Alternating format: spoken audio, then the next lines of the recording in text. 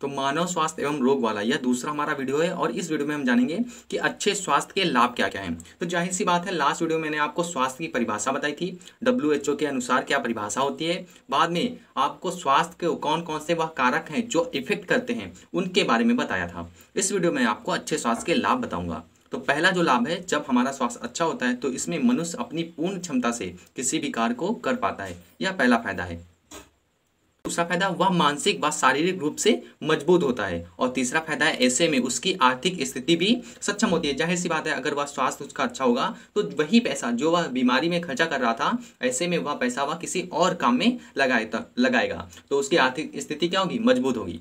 चौथा पॉइंट लिखा है, मनुष्य की मृत्यु दर घट जाती है और वह लंबी आयु जीता है। यानी कि अगर उसका स्वास्थ्य अच्छा है तो उसकी जो मृत्यु दर होगी, इंसान की जो मृत्यु दर होती है वो अपने आप कम हो जाती है। यानी कि कम लोग मरते हैं क्योंकि उनका स्वास्थ्य क्या है, अब अच्छा है, और उसी के साथ में उसकी आयु भी क्या होती है, लंबी होती है। पांचवा पॉइंट है, समाज में संपन्नता आती है। जाहिर सी बात है, सभी लोग वहां पर खुश होंगे, निरोगी होंगे, तो ऐसे में वहां के लोग खुशहाल होंगे। तो ये कुछ आम पॉइंट है, बहुत आसान पॉइंट है, इसे आप बस एक बार पढ़ लीजिए, अपने आप समझ जाएंगे। समझे कि नहीं? चलिए आगे देखते हैं। अच्छे स्वास्थ्य के लिए महत्वपूर्ण बातें, कि अच्छा स्वास्थ्य हमको मेंटेन रखना है तो हमको किन किन बातों का ख्याल रखना चाहिए। तो आइए देखते हैं अच्छे स्वास्थ्य के लिए हमको किन किन बातों को याद रखना चाहिए। तो क्या लिखा है हेडिंग, अच्छे स्वास्थ्य के लिए महत्वपूर्ण बातें। तो पहली महत्वपूर्ण बात क्या है कि व्यक्ति को संतुलित भोजन करना चाहिए। यानी कि जो हमारा भोजन है उसमें संतुलित आहार होने चाहिए, सभी प्रकार के, जैसे कि दाल है, चावल है, रोटी है, हर चीज हमको खानी चाहिए। और फिर लिखा है, हमें रोज व्यायाम करना चाहिए। तो जाहिर सी बात है, योग और व्यायाम, इन दोनों से क्या होता है, हमारा शरीर स्वस्थ होता है, जिसकी वजह से हम रोगों से मुक्ति भी पा सकते हैं। तो जाहिर सी बात है, हमें क्या करना चाहिए, व्यायाम करना चाहिए। तीसरा पॉइंट लिख रखा है कि व्यक्ति को अपना व अपने परिवार को संपूर्ण टीकाकरण करना चाहिए। जाहिर सी बात, तो तीसरा पॉइंट कह रहा है कि हमें क्या करना चाहिए, टीका लगवाना चाहिए। जैसे कि अभी आप क्या कर रहे हैं, कोविड का टीका लगवा रहे हैं कि नहीं। तो कोविड का टीका लगवाने से क्या होगा कि आपको कभी भी कोविड वाली बीमारी नहीं होगी, यानी कोरोना वायरस आपको नहीं इफेक्ट करेगा। तो जाहिर सी बात है, आपको बहुत सारे बचपन में ही टीके लगते हैं, जैसे कि DPT का टीका लगता है, ECG का टीका लगता है, टिटनेस का टीका लगता है। ये सारे क्या है, ये टीका है।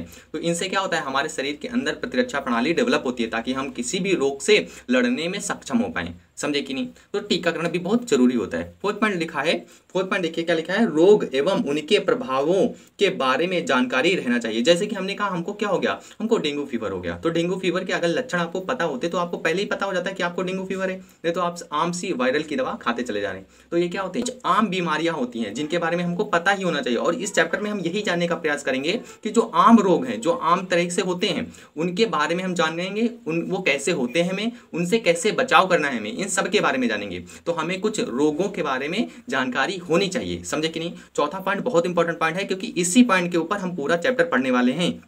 पांचवा पॉइंट कह रहा है, रोग कारक, जिसे हम इंग्लिश में फैक्टर कहते हैं, वह रोग वाहक, जिन्हें हम वेक्टर कहते हैं, वाहकों को इंग्लिश में वेक्टर कहते हैं, पर नियंत्रण करना चाहिए। जैसे हमने कहा, डेंगू किससे होता है, मादा एडीज एजिप्टाई मच्छर से फैलता है। तो हमने कहा कि इस मादा एडीज एजिप्टाई मच्छर को रोकने का हमको तरीका पता होना चाहिए ना। अगर हमको तरीका पता होता तो डेंगू वायरस वो फैलता ही नहीं। समझे कि नहीं? तो हमको उनके कारकों का और उनके वाहकों का पता होना चाहिए। यानी कि कारक को इंग्लिश में कहते हैं फैक्टर और वाहक को इंग्लिश में कहते हैं वेक्टर। अब देखिए, यहाँ दो पॉइंट आए हैं, एक आया है कारक, एक आया है वाहक। इनके बारे में हम अच्छे से जानेंगे क्योंकि ये बहुत इंपॉर्टेंट है। तो देखिए, नोट करके मैंने नीचे लिख रखा है, क्या लिख रखा है, देखिए इसको पढ़िए। नोट क्या है, कारक, कारक को इंग्लिश में कहते हैं फैक्टर। इसका मतलब यह है जिसके द्वारा रोग फैलता है, जिसके द्वारा रोग फैलता है। जैसे कि हमने कहा, गंदगी किसके द्वारा फैलती है, तो मक्खी के द्वारा फैलती है। मक्खी गंदगी पर बैठेगी, बाद में आपके भोजन पर बैठेगी। तो इस गंदगी को फैलाने वाला कारक कौन हुआ, मक्खी हुई।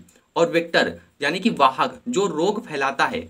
रोग कौन फैलाता है, उसमें मक्खी के पैर में क्या चिपक गए होंगे, जीवाणु विषाणु। तो वह जीवाणु विषाणु क्या होंगे, वो रोग फैलाने वाले क्या होंगे, वाहक होंगे, क्योंकि वही रोग उत्पन्न करते हैं। मक्खी तो बस एक जरिया है जो उस वाहक को एक जगह से दूसरी जगह लेकर जाती है। तो उम्मीद करते हैं कारक और वाहक यानी कि फैक्टर और वेक्टर में आपको डिफरेंस पता चल गया होगा। बहुत इंपॉर्टेंट है, लोग यहाँ से कंफ्यूज करते हैं। अगर समझ में नहीं आया तो इसको वीडियो को पॉज करके फिर से पढ़िए।